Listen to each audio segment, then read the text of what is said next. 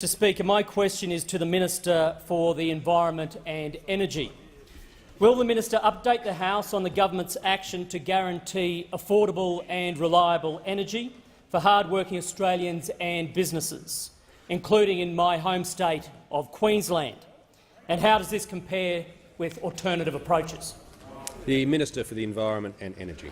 Thank you, Mr Speaker. I thank the member for Fairfax for his question. He comes from the great state of Queensland, Mr Speaker, but it's not a great state for energy policy, Mr Speaker, because as a result of the actions of the Labor state government, the Palaszczuk government, they have given the green light to the government-owned generators to game the system, and as a result Queenslanders have paid on average 30% more for their wholesale electricity prices in the first 5 months of this year than the other states in the national electricity market.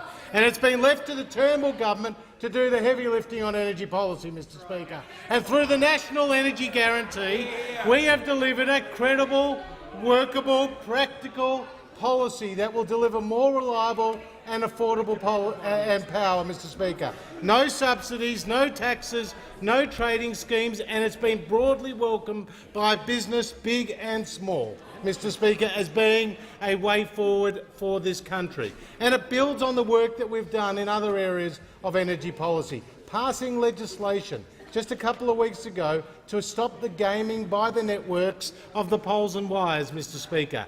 The work that we've done with the retailers to ensure that hundreds of thousands of Australians save hundreds of dollars a year on their retail bill.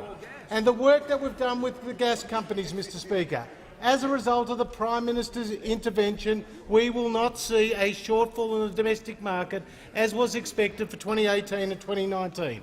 And I can inform the House today that APLNG have announced that they will provide 41 additional petajoules to the domestic market starting from next week, Mr Speaker.